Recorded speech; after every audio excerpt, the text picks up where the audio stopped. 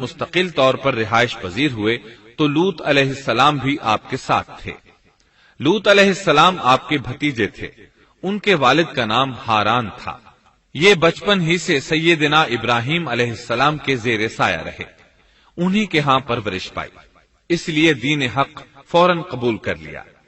جب سیدنا ابراہیم علیہ السلام نے عراق سے شام کی طرف ہجرت کی تو یہ آپ کے ساتھ تھے، وہاں سے حران گئے تب بھی ساتھ تھے، پھر مصر کی طرف ہجرت کی تو بھی لوط علیہ السلام ان کے ساتھ تھے۔ آخرکار جب آپ نے مصر کو بھی خیر بات کہا اور فلسطین آ گئے تب بھی یہ ساتھ تھے۔ اب ابراہیم علیہ السلام نے لوط علیہ السلام کو حکم دیا کہ وہ بستی سدوم کی طرف چلے جائیں، اس لیے کہ اس بستی کے لوگ کفر کی انتہائی گہرائی میں جا چکے ہیں، انہیں کفر و شرک سے نکالنے کے لیے وہاں جائیں، انہیں اللہ کے احکام سنائیں، اللہ کی طرف دعوت دیں۔ چنانچہ لوط علیہ السلام تو اس طرف روانہ ہو گئے اور ادھر فلسطین میں صرف 3 مسلمان رہ گئے، ابراہیم علیہ السلام، ان کی زوجہ محترمہ سیدہ سارہ اور سیدہ ہاجرہ علیہم السلام وہیں رہائش پذیر رہے اور لوگوں کو مسلسل اللہ کی طرف دعوت دیتے رہے، یہاں یہ بے شمار مال و دولت کے بھی مالک بن گئے۔ جب ان کی عمر 85 یا 86 سال ہوئی تو سارہ علیہ السلام نے سوچا، میں بانجھ ہوں، میرے خاوند بوڑھے ہیں لیکن اولاد کی تمنا ہے، تو کیوں نہ میں اپنی لونڈی ہاجرہ ہدیے اور تحفے کے طور پر ابراہیم علیہ السلام کو دے دوں۔ چنانچہ ہاجرہ ابراہیم علیہ السلام کو مل گئیں، انہوں نے ان سے شادی کر لی۔ اللہ رب العزت نے جلد ہی ان کے وطن سے آپ کو اسماعیل علیہ السلام عطا فرمائے۔ ہاجرہ علیہ السلام کے ماں بننے پر اور ان کی اولاد کو دیکھ کر سیدہ سارہ علیہ السلام کو فطری طور پر غیرت کا احساس ہوا۔ اللہ کی قدرت دیکھیے، خود ہی انہیں ہاجرہ کو تحفے میں دیا تاکہ اولاد حاصل ہو، اور جب وہ ماں بن گئیں تو اب غیرت محسوس کر رہی ہیں۔ اپنی اس کیفیت سے مجبور ہو کر سیدہ سارہ نے ابراہیم علیہ السلام سے کہا، آپ مجھے اس کے ساتھ ایک جگہ پر نہ رکھیں۔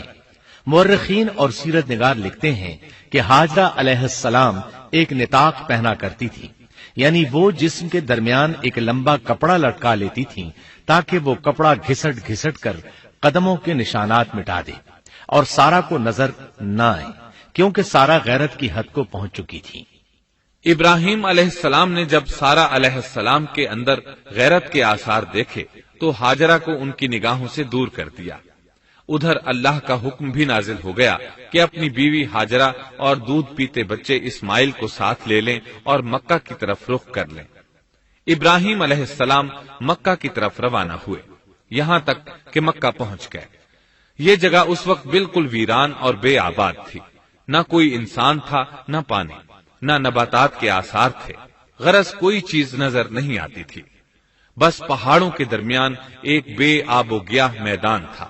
یہی وہ مقدس اور تاریخی وادی تھی جہاں ابراہیم علیہ السلام اپنی زوجہ اور لخت جگر کو چھوڑ کر واپس پلٹے۔ سیدہ ہاجرہ علیہ السلام کو بہت حیرت ہوئی، انہیں یہ امید نہیں تھی کہ ان کے خاوند انہیں ایک بے آباد جگہ تنہا چھوڑ کر چل دیں گے، اس پر بچے کی ذمہ داری الگ تھی۔ چنانچہ انہوں نے ابراہیم علیہ السلام کو آواز دی، لیکن انہوں نے مڑ کر بھی نہ دیکھا۔ اب وہ ان کے پیچھے آئیں اور قریب پہنچ کر بولی، اے ابراہیم، ہمیں کہاں چھوڑے جا رہے ہو؟ یہاں نہ پانی، نہ خوراک، نہ کوئی انسان۔ ابراہیم علیہ السلام نے پھر بھی کوئی جواب نہ دیا، کوئی پریشانی بھی ظاہر نہ کی اور چلتے رہے۔ سیدہ ہاجرہ بھی آپ کے پیچھے چلتی رہیں اور پوچھتی رہیں کہ ہمیں کس کے حوالے کر کے جا رہے ہیں؟ یہاں تو کوئی بھی جاندار نہیں، مکمل طور پر بے آباد علاقہ ہے، لیکن انہوں نے اب بھی کوئی توجہ نہ دی۔ آخر سیدہ ہاجرہ نے کہا، کیا آپ کو اللہ نے اس کام کا حکم دیا ہے؟ اب آپ نے جواب میں فرمایا، ہاں۔ تب سیدہ ہاجرہ بولی، اگر یہ بات ہے تو اللہ تعالی ہرگز ہمیں ضائع نہیں ہونے دے گا۔ جب انسان اللہ کے احکام کو بجا لائے تو اس کے دل سے فقر و فاقے کا خوف نکل جاتا ہے اور اللہ اسے طرح طرح کے انعامات سے نوازتا ہے۔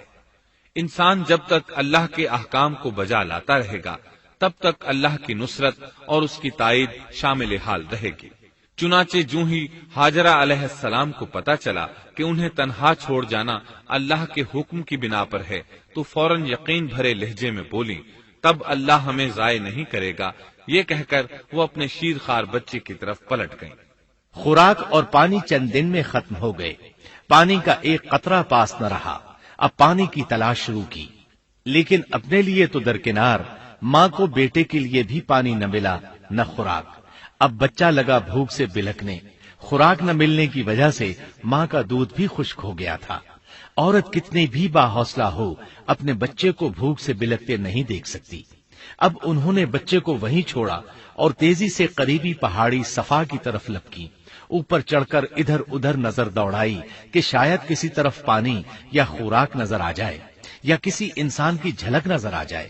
جب کچھ نظر نہ آیا تو نشیب کی طرف چلی، ساتھ میں بچے کی طرف بھی دیکھتی جاتی تھی۔ نشیب میں پہنچی تو بچہ نظروں سے اوجھل ہو گیا۔ اس پر اور بے چین ہوئی اور بلندی کی طرف دوڑی۔ اس طرح مروا پہاڑی پر چڑھ گئی۔ وہاں بھی چاروں طرف نگاہ دوڑائی لیکن کچھ نظر نہ آیا۔ خیال آیا کہ پھر کوشش کرنی چاہیے۔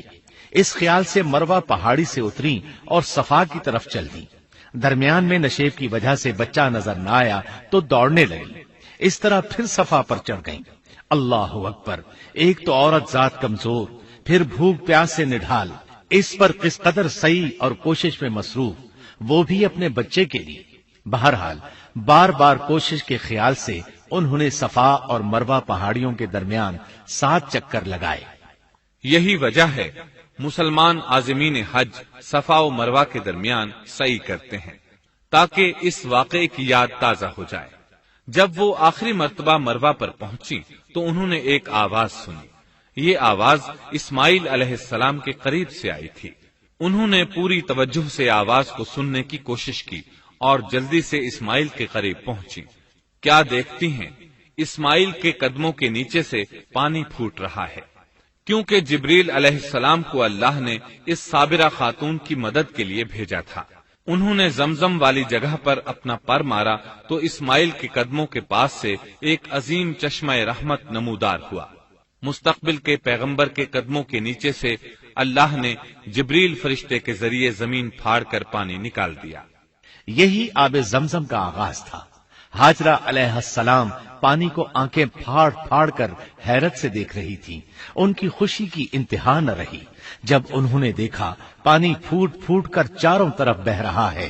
زمین ہموار تھی، اس لیے انہوں نے زمین کو کھودنا شروع کر دیا تاکہ پانی ادھر ادھر نہ بہ جائے۔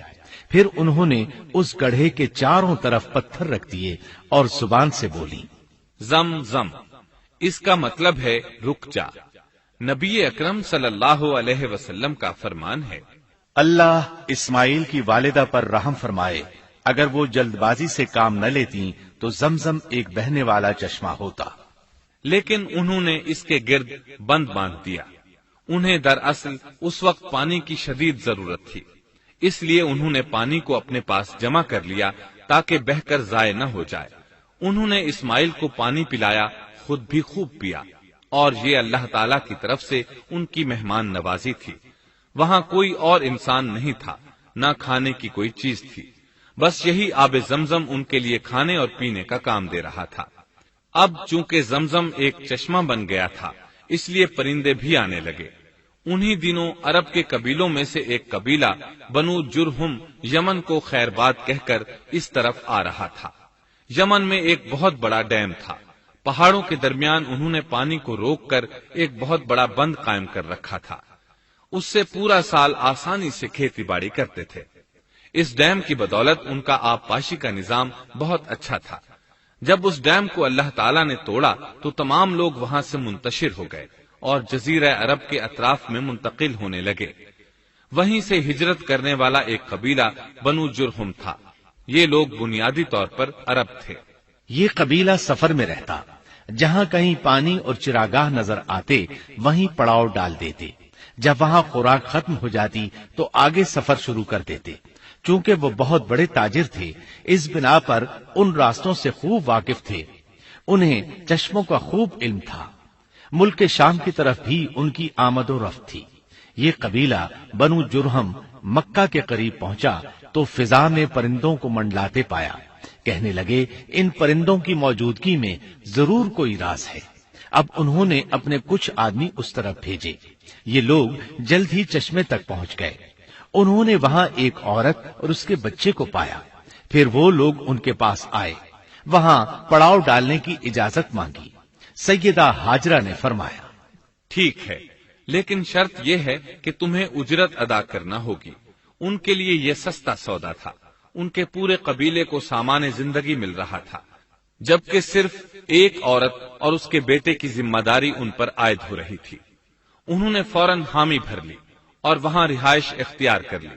اس طرح یہ لوگ سیدہ ہاجرہ علیہ السلام کی معیشت کا ذریعہ بن گئے، اور اس طرح سیدنا اسماعیل علیہ السلام بنو جرہم میں پرورش پاتے رہے.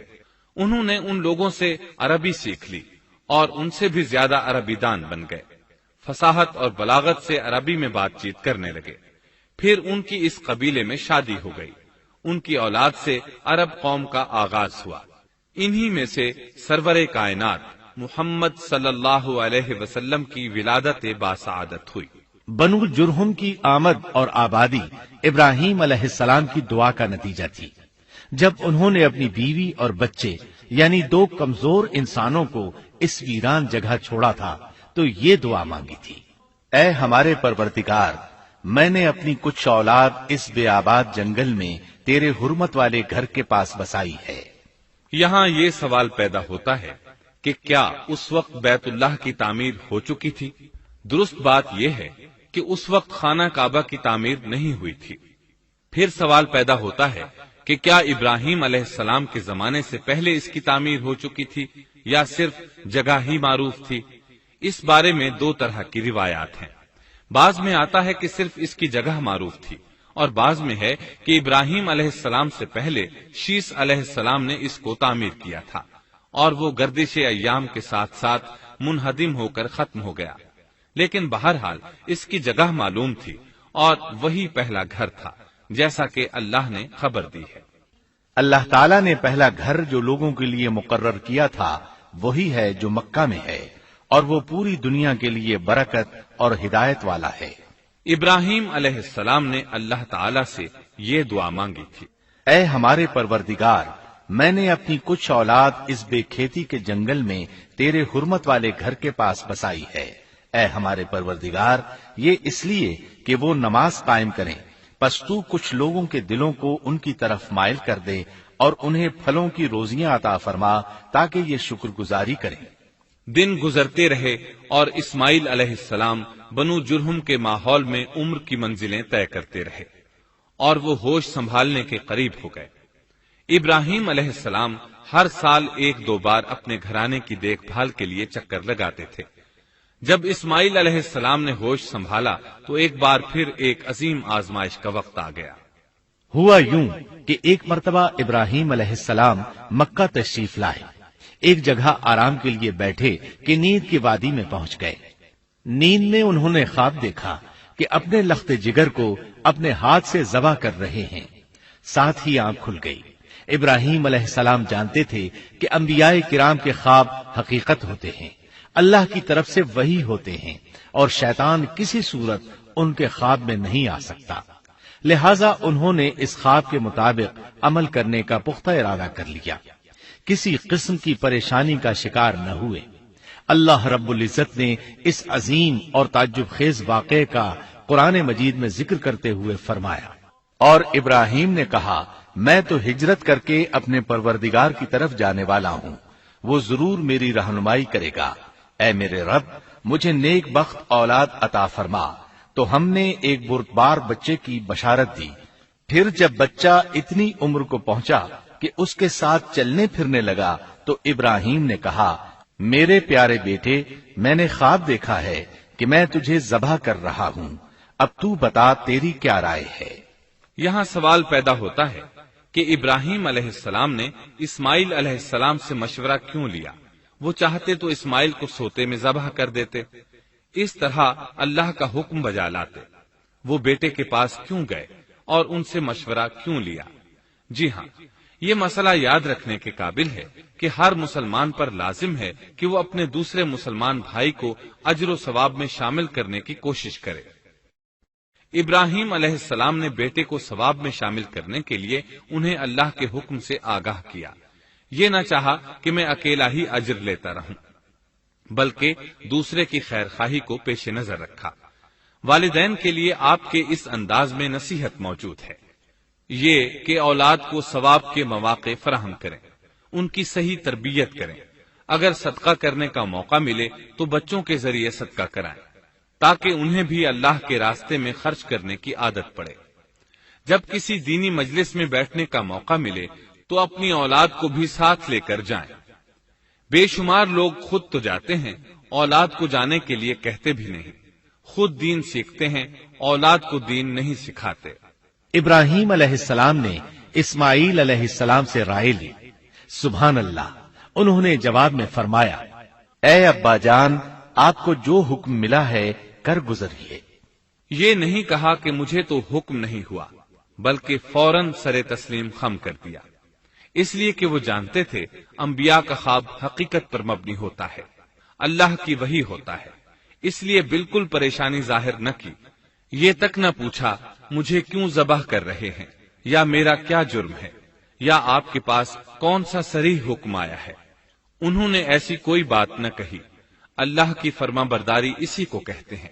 چنانچہ اپنے باپ سے کہا، اے ابا جان، آپ کو جو حکم ہوا ہے اس کو کر گزریے، انشاءاللہ آپ مجھے صبر کرنے والوں میں پائیں گے۔ علماء کرام فرماتے ہیں اس جملے سے ان کا انتہائی ادب اور احترام شامل ہے، اور اس میں زبردست توکل موجود ہے۔ یہ نہیں کہا کہ آپ مجھے صبر کرنے والوں میں سے پائیں گے، بلکہ آپ نے اللہ کی مشیت کو جملے میں شامل کیا اور فرمایا انشاءاللہ آپ مجھے صبر کرنے والوں میں سے پائیں گے۔ لہذا مسلمانوں کو دھوکے میں نہیں پڑنا چاہیے۔ یہ نہ کہے میں سفر کروں گا، میں فلاں کام کروں گا، میں فلاں کام کے کرنے کی طاقت رکھتا ہوں، بلکہ یوں کہے اللہ نے چاہا تو میں سفر کروں گا، اللہ نے چاہا تو فلاں کام کروں گا۔ اپنے علم اور طاقت کے دھوکے میں پڑنا سراسر نادانی ہے۔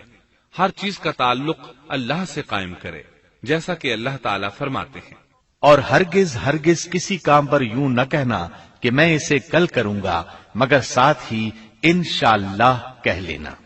اپنی زبان کو اللہ کے ذکر سے سجا کر رکھو اور ہمیشہ اپنے معاملات کو اللہ کی طرف لوٹاؤ۔ بہرحال باپ بیٹا دونوں ہی مصمم ارادے کے ساتھ اللہ کا حکم پورا کرنے کے لیے پیش ہو گئے۔ اسماعیل علیہ السلام نے اپنے والد محترم سیدنا ابراہیم علیہ السلام سے کہا، جب آپ مجھے ذبح کرنے لگیں تو میری پیشانی کو زمین پر رکھ دیجیے گا، تاکہ آپ کو میرا چہرہ نظر نہ آئے اور کہیں آپ کے ہاتھ رک نہ جائیں، چہرہ دیکھ کر آپ پر شفقت پدری غالب نہ آ جائے۔ اب ابراہیم علیہ السلام نے بیٹے کی پیشانی پکڑ کر زمین پر لٹا دیا، جیسا کہ اللہ تعالی نے فرمایا۔ جب دونوں مطیع ہو گئے اور ابراہیم نے اسے پیشانی کے بل لٹا دیا، اب انہوں نے چھری پکڑی اور گردن پر چلا دی، لیکن چھری نے گردن نہ کاٹی، بالکل اسی طرح جیسے آگ نے ابراہیم کو نہیں جلایا تھا، اس لیے کہ چھری میں کاٹنے کی طاقت اور آگ میں جلانے کی صلاحیت اللہ کے حکم کے بغیر نہیں آ سکتی۔ اللہ نے دونوں سے یہ طاقتیں سلب کر لی۔ اب ابراہیم زور لگا رہے ہیں، ادھر اسماعیل علیہ السلام کہہ رہے ہیں ابا جان جلدی کیجیے، چھری چلائیے۔ اللہ تعالیٰ نے اس واقعے کا ذکر یوں فرمایا ہے، جب وہ دونوں مطیع ہو گئے اور ابراہیم نے اسے پیشانی کے بل لٹا دیا۔ اس مطیع ہونے سے مراد اللہ کے حکم کو نافذ کرنا ہے۔ اب ظاہر ہے مطیع تو وہ پہلے بھی تھے، لیکن یہاں اسلما یعنی مطیع ہونے سے مراد کامل اسلام ہے۔ نہایت واضح اور حقیقی اسلام مراد ہے، اس لیے کہ کامل اسلام وہی ہوتا ہے جس میں بغیر کسی تردد اور توقف کے اللہ کے امر اور نہی کی تصدیق کی جائے۔ یہ تھا حقیقی اسلام۔ ہاں تو چھری چلتی رہی، گلا نہ کٹا، اس لیے کہ امتحان اور آزمائش کی تکمیل ہو چکی تھی۔ یہ بات ثابت ہو چکی تھی کہ اللہ کا حکم نافذ کرنے میں دونوں پوری طرح کوشاں ہیں۔ اللہ تعالیٰ بھی فرما برداری ہی کا صلہ عطا فرماتے ہیں۔ چنانچہ آواز آئی، قد صدقت الرؤيا ہم نے اسے پکارا، اے ابراہیم تو نے خواب کو سچ کر دکھایا، یقیناً ہم اسی طرح نیکوکاروں کو جزا دیا کرتے ہیں، یقیناً یہ ایک کھلی آزمائش تھی۔ تاریخ کا ایک عظیم ترین امتحان اور کڑی آزمائش دنیا کو آج بھی حیرت میں ڈال دیتی ہے۔ کون ہے جو بیٹے کو ذبح کرنے پر تیار ہو جائے، خاص طور پر اس صورت میں جب اولاد بھی اکلوتی ہو، جس کی وجہ سے 86 سال کے بعد آنگن میں بہار آئی ہو۔ پھر اس کی قربانی کا بھی واضح حکم نہیں دیا گیا تھا، اشارتاً خواب میں رہنمائی کی گئی تھی۔ آپ کہہ سکتے تھے یہ قتل اور سنگین جرم ہے، کہہ سکتے تھے اپنے بیٹے کو کس جرم میں قتل کروں، لیکن آپ نے بغیر کسی تعامل کے سر تسلیم خم کر دیا اور اس عظیم امتحان میں کامیاب ہوئے۔ اللہ فرماتے ہیں وَإِبْرَاهِيمَ الَّذِي وَفَّى اور ابراہیم وہ ہیں جنہوں نے وفاداری کی۔ اس آیت میں یہ نہیں بتایا گیا کہ کس چیز میں وفاداری کی، اس لیے کہ وہ تو ہر معاملے میں مکمل طور پر وفاداری کا مظاہرہ کر چکے تھے۔ آگ میں ڈالے جانے والا معاملہ، بیوی اور بچے کو لق و دق میدان میں چھوڑ آنے کا معاملہ، پھر ذبح کا امتحان، تعمیر بیت اللہ کی مشقت، غرض ہر معاملے میں وفادار تھے، حتیٰ کہ اپنا مال اللہ کے راستے میں خرچ کرنے میں اس قدر وفادار کہ ابو زیفان کے لقب سے مشہور ہو گئے۔ اس کا معنی ہے مہمان نواز۔ کسی مہمان کو دسترخوان پر اپنے ساتھ بٹھائے بغیر ایک لقمہ نہیں کھاتے تھے، باہر نکلتے مہمان تلاش کرتے، پھر اس کے ساتھ مل کر کھانا کھاتے، مہمان نہ ملتا تو سخت غمگین ہو جاتے۔ اس طرح انہوں نے اللہ کے ہر حکم کی پاسداری کی۔ ذبح والے اس امتحان کا اللہ نے انہیں کیا صلہ دیا؟ اللہ فرماتے ہیں ہم نے اسے عظیم ذبیحے کا بدلہ عطا کیا۔ ہاں تو ہم بتا رہے تھے، چھری نے گلا نہ کاٹا۔ ایسے میں ابراہیم علیہ السلام نے ایک آواز سنی، آواز پیچھے سے آئی تھی۔ انہوں نے مڑ کر دیکھا، جبریل علیہ السلام نظر آئے۔ وہ آسمان سے ایک مینڈھا لے کر آئے تھے، دنیا کے مینڈھوں میں سے نہیں بلکہ جنت کا مینڈھا لائے تھے۔ سیدنا عبداللہ بن عباس رضی اللہ عنہما سے روایت ہے کہ وہ مینڈھا جنت میں 40 سال تک چرتا رہا۔ سفید رنگ، کشادہ آنکھوں، خوبصورت سینگوں والا حسین و جمیل مینڈھا تھا۔ بہرحال یہ ابراہیم علیہ السلام کی وفاداری کا بدلہ تھا جو اسماعیل علیہ السلام کے فدیے میں دیا گیا، اور پوری امت مسلمہ کے لیے حکم ہو گیا کہ اللہ کی رضا کے لیے قربانی اور ہدی پیش کرتے رہیں۔ کعبے کے پاس حرم الہی میں ہر سال یہ سنت ادا کی جاتی ہے، اور ان کے ساتھ ساتھ پوری زمین کے تمام خطوں پر بسنے والے مسلمان بھی اس عظیم فرمانبرداری کی علامت کے طور پر قربانیاں پیش کرتے ہیں۔ مینڈھے کے ذکر کا مطلب یہ ہے کہ ہم سنت ابراہیمی پر گامزن ہو جائیں۔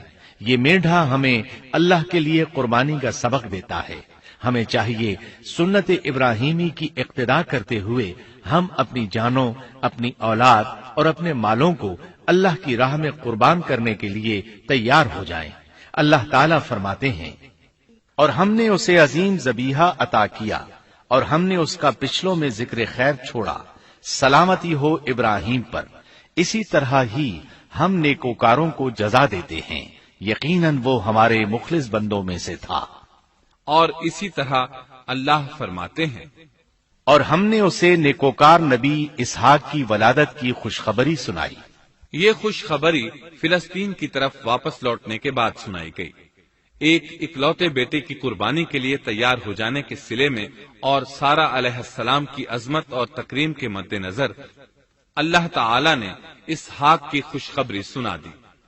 یہ آیت ذبح کے واقعے کے بعد اللہ تعالی نے ذکر فرمائی ہے، اس لیے معلوم ہوا پچھلی آیات میں اسحاق کے علاوہ کسی اور بیٹے کا ذکر ہوا ہے، اور وہ اسماعیل علیہ السلام ہی تھے، جبکہ یہودی روایات میں اسحاق علیہ السلام کو ذبیح قرار دیا جاتا ہے۔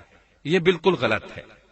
ذبح کے واقعے کے بعد اسحاق علیہ السلام کی بشارت مل رہی ہے، پھر بھلا وہ پیدا ہونے سے پہلے ہی ذبیح کیسے بن گئے؟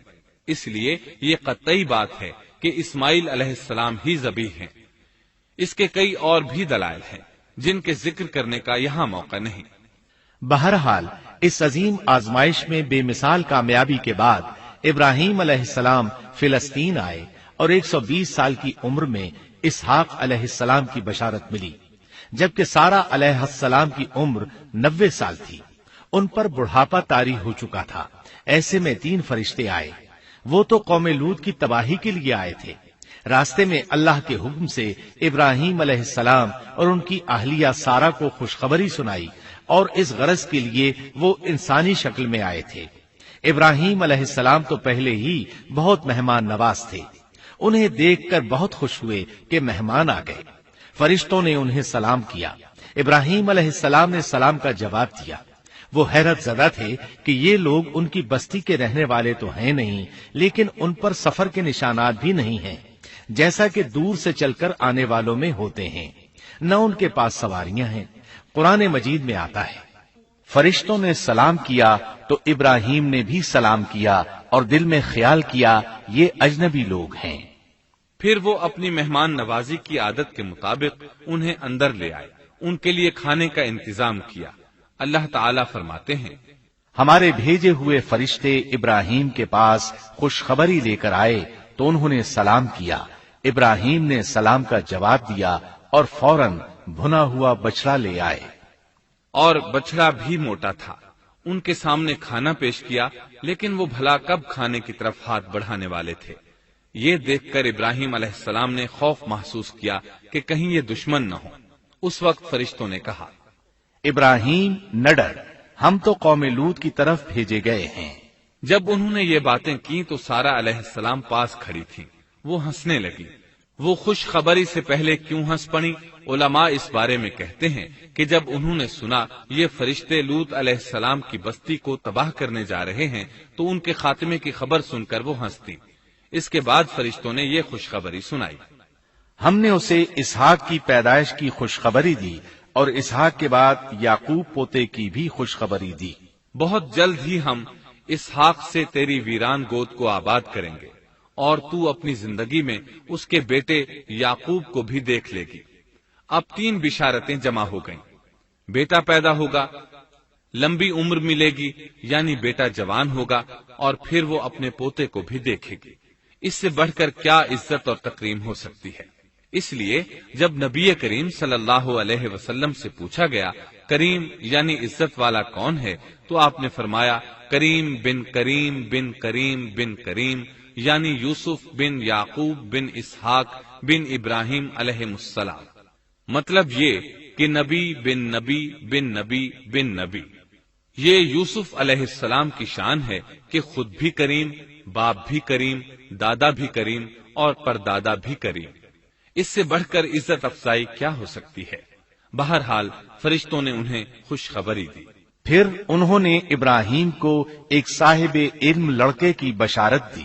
خوشخبری سن کر سیدہ سارہ حیران ہوئی، مارے حیرت کے منہ سے ہلکی سی چیخ نکل گئی۔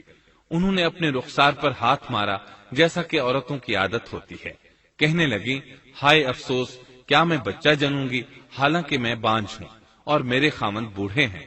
یہ تو حیرت کی بات ہے۔ ایک دوسری جگہ اللہ تعالیٰ نے یہ الفاظ فرمائے، کہنے لگی میں بوڑھی اور بانجھ ہوں، بھلا میں بچے کو کیسے جنم دوں گی؟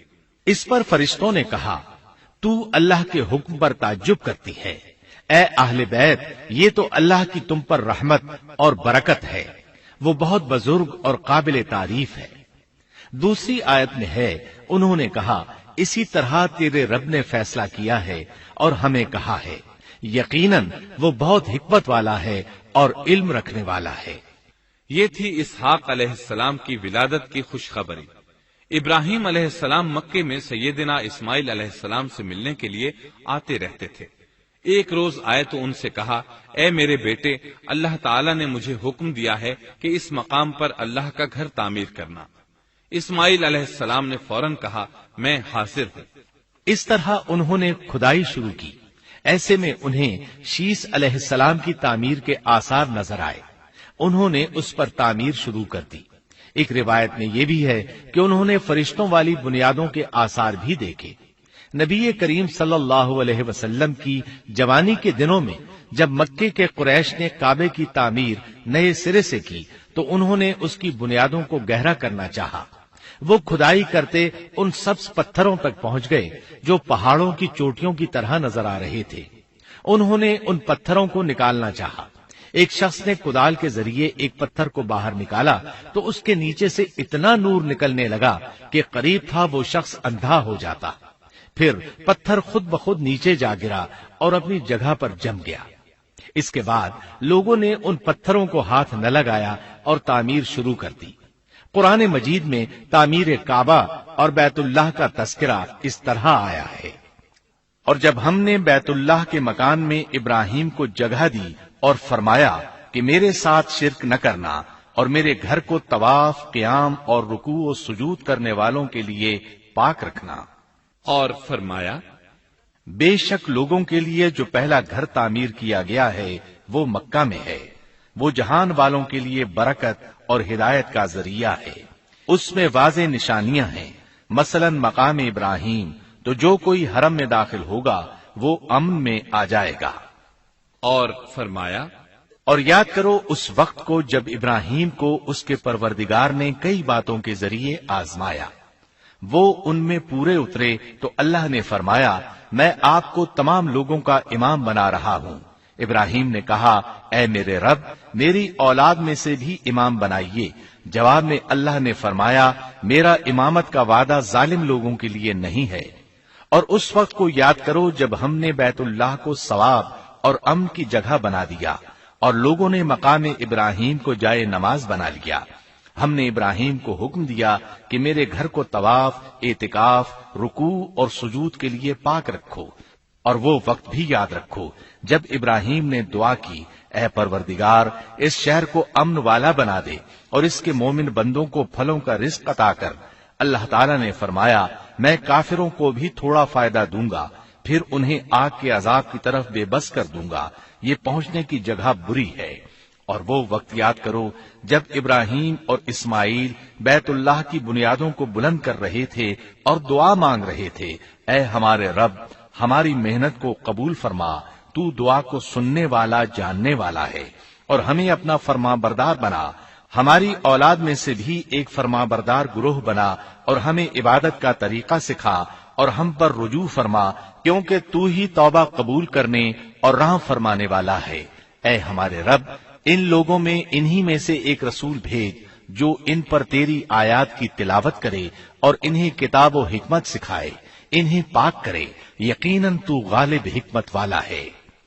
تعمیر کے دوران جب ابراہیم علیہ السلام اس مقام تک پہنچے جہاں آج حجر اسود ہے تو اللہ تعالیٰ نے جنت سے ایک سفید پتھر بھیجا۔ حدیث میں ہے یہ پتھر نہایت سفید تھا، اب سیاہ ہو گیا ہے۔ انسانوں کی غلطیاں اس کے سیاہ ہونے کا سبب بنی۔ جب دیواریں انسانی قد کے برابر ہو گئیں تو اسماعیل علیہ السلام ایک پتھر لے آئے۔ اب ابراہیم علیہ السلام اس پتھر پر کھڑے ہوئے، وہ ننگے پاؤں تھے۔ اسی وقت پتھر پگھل گیا، ان کے پاؤں اس کے اندر کسی قدر دھنس گئے، پتھر پر ان کے پیروں کے نشانات آ گئے۔ اسی پتھر کو آج مقام ابراہیم کہا جاتا ہے۔ پہلے یہ پتھر بیت اللہ کی دیواروں کے ساتھ رکھا گیا تھا۔ جب لوگ طواف کے لیے آتے تو سیدنا ابراہیم کے پیروں کے نشانات دیکھنے کے لیے یہاں ہجوم ہو جاتا۔ اس طرح طواف کرنے والوں کو دقت کا سامنا ہوتا۔ سیدنا عمر رضی اللہ عنہ نے صحابہ کرام کے مشورے سے اس پتھر کو اس جگہ سے قدرے ہٹا کر نماز کی صفوں کے قریب کر دیا تاکہ طواف کرنے والوں کو دقت نہ ہو۔ یہ مقام بہت مقدس ہے۔ اللہ نے فرمایا ہے تم مقام ابراہیم کو جائے نماز مقرر کر لو۔ مقام ابراہیم کے قریب اس کے پیچھے ہو کر نماز پڑھنے کا موقع مل جائے تو لازماً وہاں 2 رکعت ادا کیا کرو۔ موقع نہ ملے تو پھر پوری مسجد حرام میں طواف سے فراغت والی 2 رکعت پڑھ لیا کرو۔ اس طرح کعبہ تعمیر ہوا۔ تب نیا حکم آیا، لوگوں میں جو استطاعت رکھے اس پر اللہ کے لیے حج بیت اللہ فرض ہے، اور جو شخص جان بوجھ کر اعراض کرے تو اللہ جہانوں سے بے نیاز ہے اور اسے اس کی کوئی پرواہ نہیں۔ ادھر ابراہیم علیہ السلام کو اللہ تعالی کی طرف سے اشارہ ہوا، لوگوں میں حج کا اعلان کر دیں۔ ابراہیم علیہ السلام کہنے لگے اللہ میری آواز بھلا کس کس تک پہنچے گی؟ جواب آیا آپ کے ذمے آواز لگانا ہے، پہنچانا ہمارا کام ہے۔ چنانچہ آپ عرفات کے ایک پہاڑ پر چڑھے اور آواز لگائی، لوگو بیت الحرام کا حج کرو۔ اللہ تعالیٰ نے معجزانہ طور پر یہ آواز تمام انسانوں تک پہنچا دی، خواہ وہ پیدا ہوئے تھے یا نہیں۔ دوسرا معجزہ یہ ہوا کہ اللہ نے بیت اللہ اور اس کے حج کی محبت لوگوں کے دلوں میں ڈال دی۔ اللہ نے فرمایا، اور آپ لوگوں میں حج کا اعلان کر دیں، وہ آپ کی طرف پیدل بھی آئیں گے اور دبلے پتلے اونٹوں پر بھی دور دور سے آئیں گے۔ اس طرح لوگ پیدل اور سوار ہو کر کثرت سے حج کے لیے آنے لگے۔